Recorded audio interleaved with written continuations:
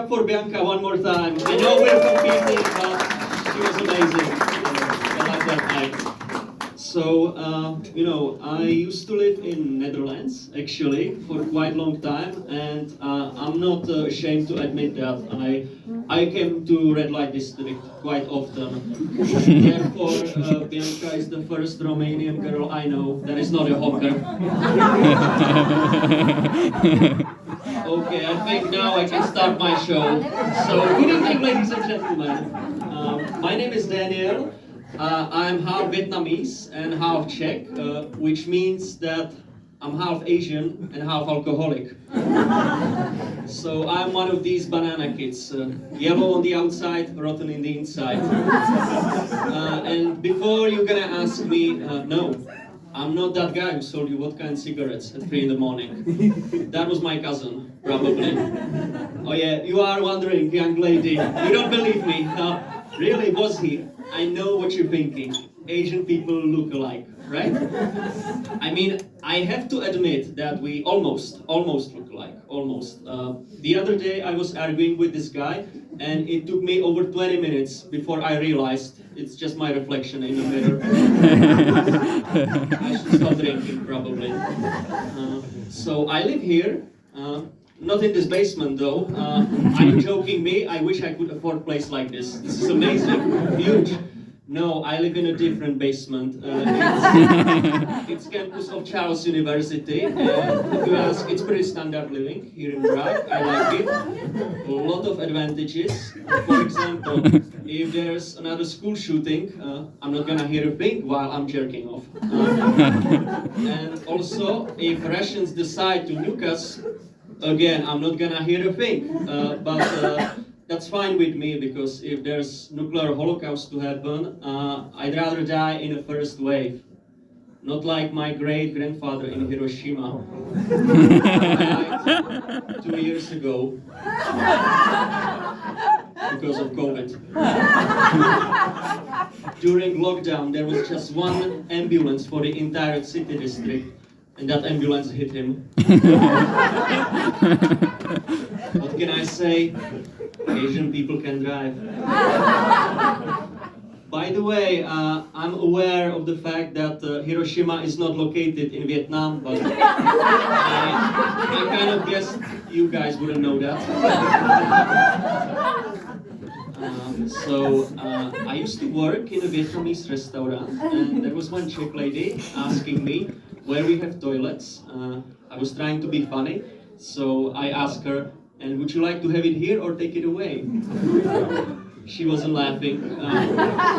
It might be because I did the Oriental accent. I don't know.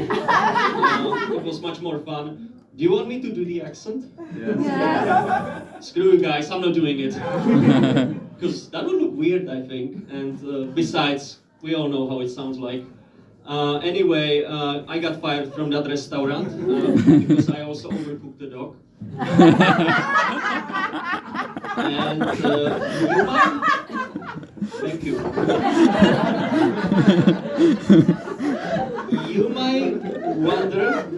You might wonder if I had any problems growing up here in the most tolerant country in the world. I actually had one tiny problem. It was racism. And when I say that, I mean that living here made me very racist.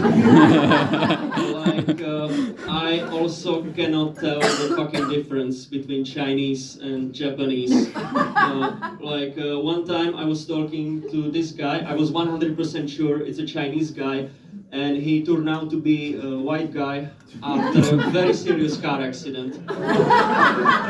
It was by Asian driver. Also, I didn't have any Asian friends when I was growing up, which was weird because I was supposed to know them all. But no, I was the only Asian guy in a white group. For you to imagine, it was like being the only white guy in a black group. But at least I didn't get raped. Okay, that was stupid.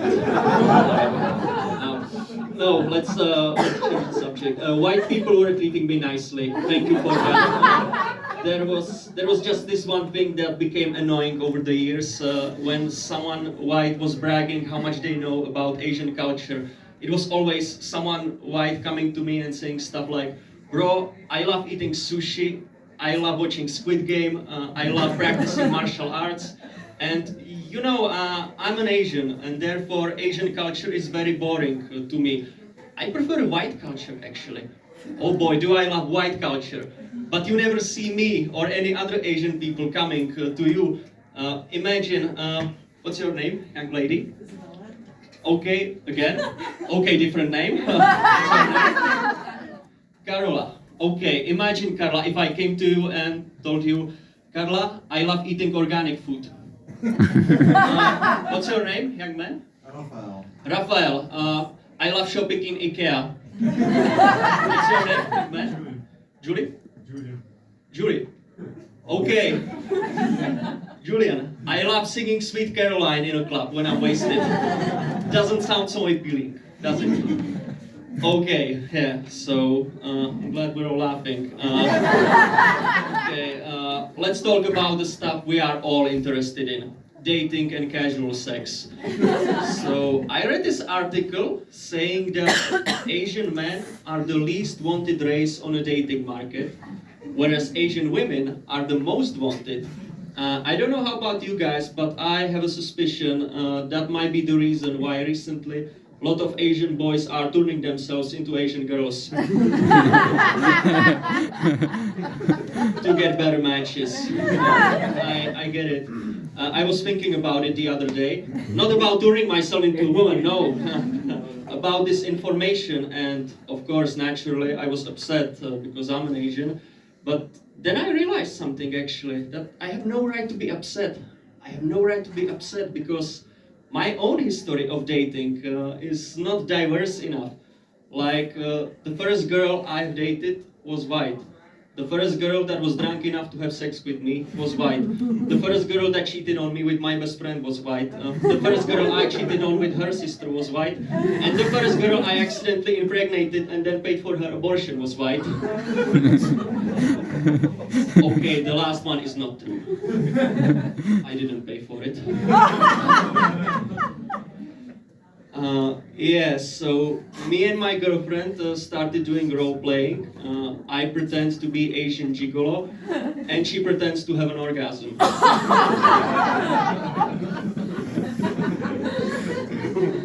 We actually do a role play. It's just more drastic. It's more like a race play. I play Vietnamese soldier that got captured, and she's American. She is actually American, which makes the whole thing way more realistic. And she's also super racist. She's from California, which doesn't make sense really, because she actually looks like a woman. Sending regards to Keegan and Jackson. Yeah, I'm glad you guys got that joke because my girlfriend didn't get it.